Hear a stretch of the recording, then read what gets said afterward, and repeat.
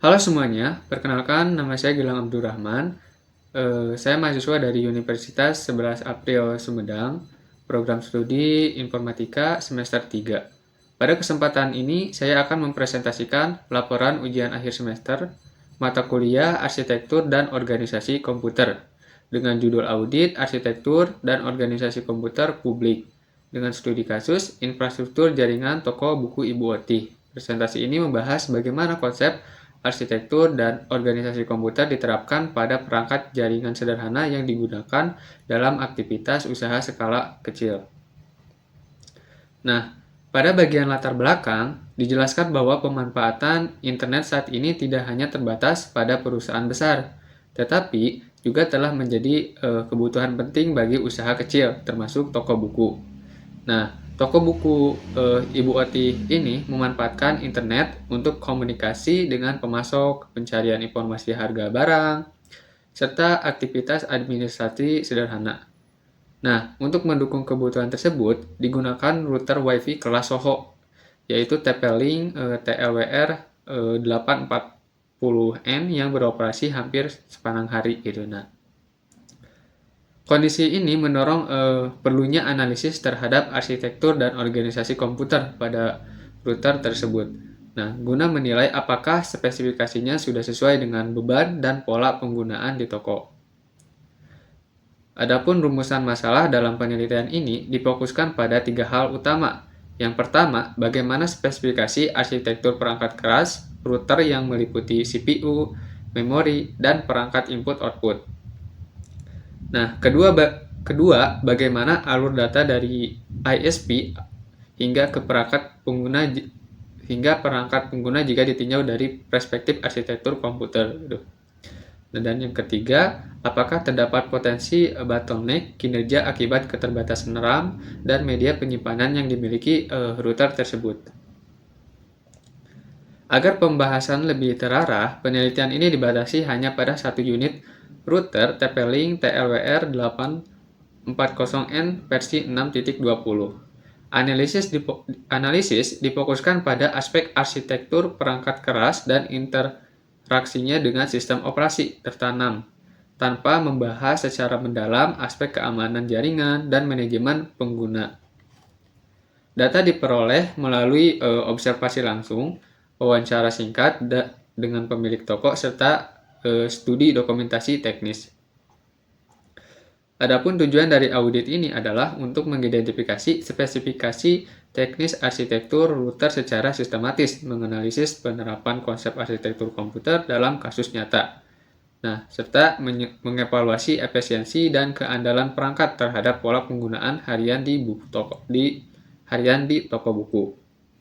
Hasil analisis diharapkan dapat menjadi dasar rekomendasi teknis yang relevan dan aplikatif.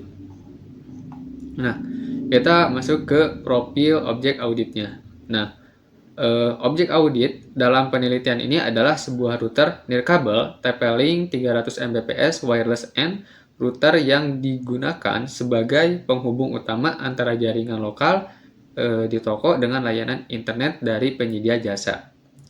Berdasarkan informasi pada label di bagian bawah perangkat ya atau di belakang perangkat, tipe yang digunakan adalah TP-Link TLWR840N versi 6.20 dengan spesifikasi catu daya 9 volt dan 0,6 ampere.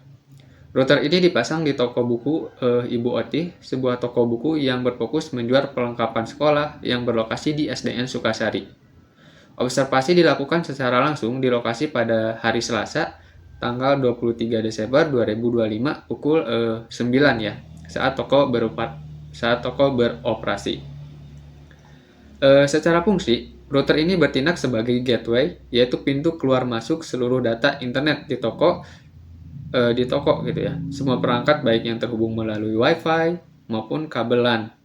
Nah, harus melewati router ini untuk dapat mengakses internet. Dengan demikian, router menjadi pusat kendali komunikasi data gitu.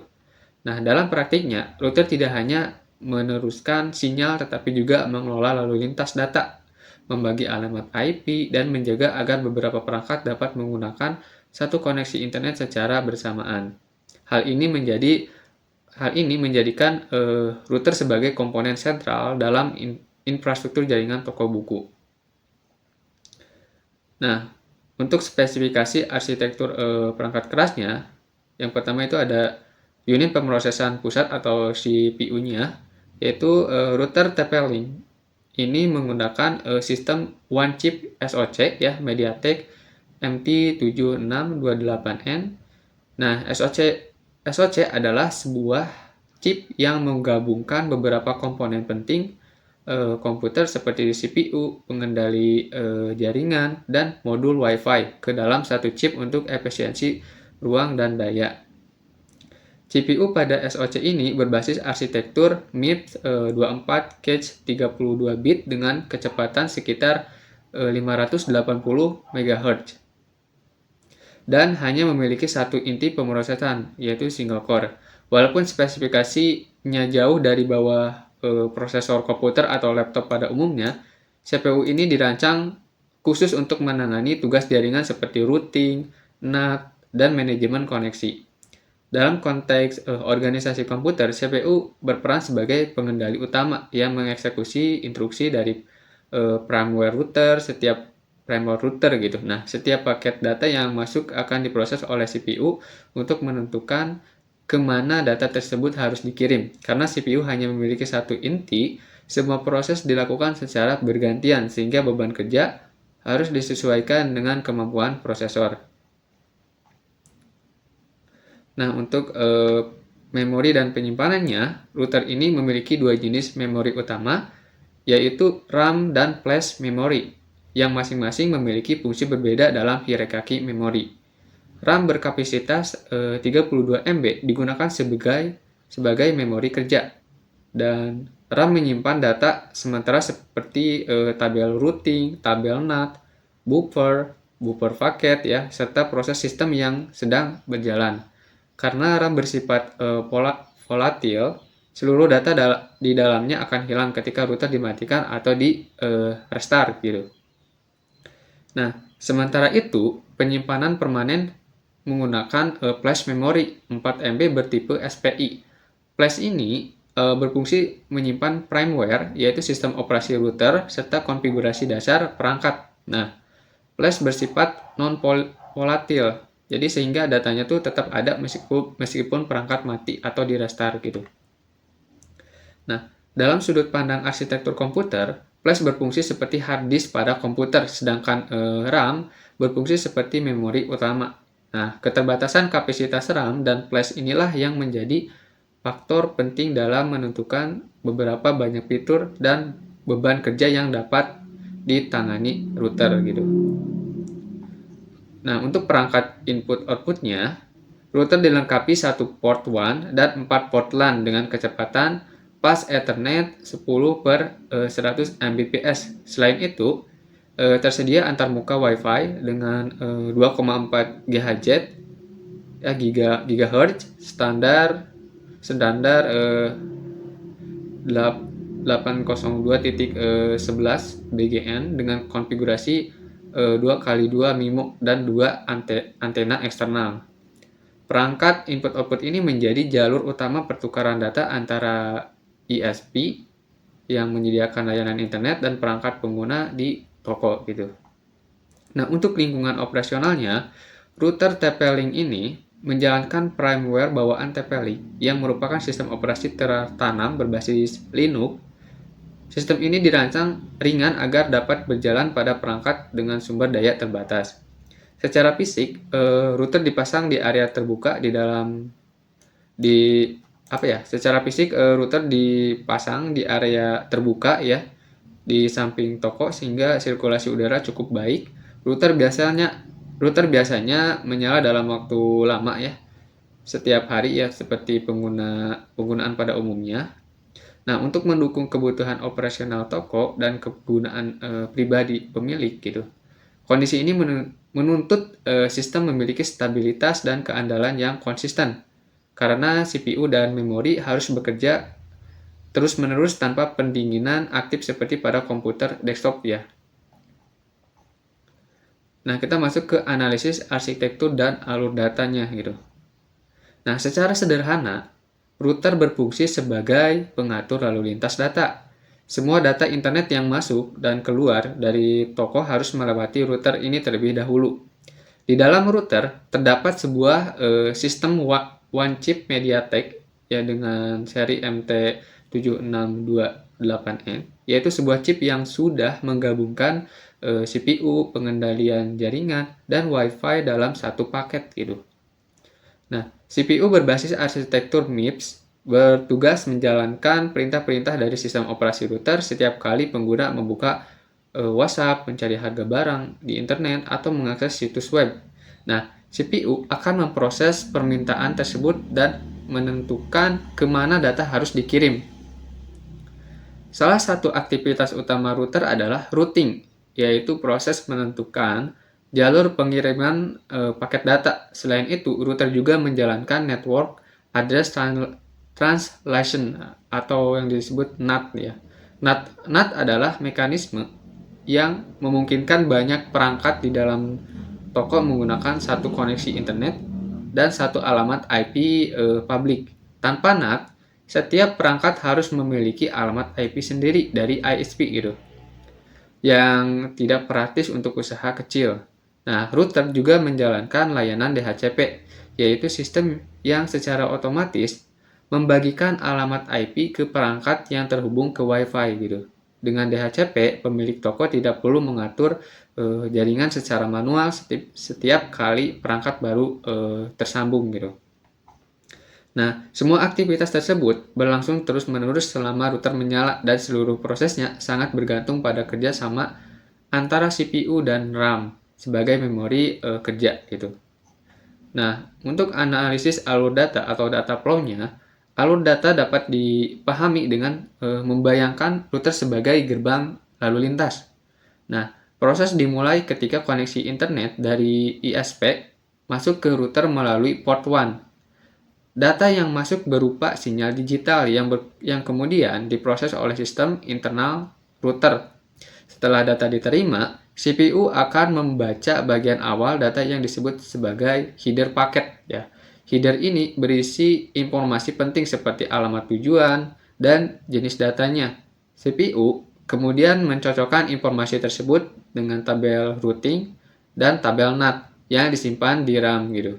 Nah, jika data tersebut ditujukan ke perangkat, jika data tersebut ditujukan ke perangkat di dalam toko, misalnya ke smartphone pemilik, nah router akan mengirimkan data tersebut melalui Wi-Fi dengan 2,4 GHz atau port LAN gitu, tergantung cara perangkat terhubung gitu.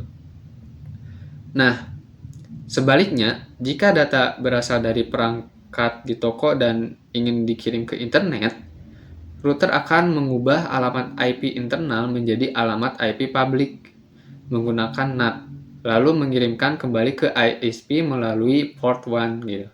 Nah, proses ini terjadi sangat cepat dan berulang ribuan kali gitu. Sehingga meskipun pengguna hanya melihat internet berjalan gitu. Di dalam router sebenarnya sedang berlangsung proses komputasi dan pertukaran data yang cukup kompleks. Nah, lalu kita akan masuk ke analisis mekanisme input dan outputnya gitu. Nah, mekanisme input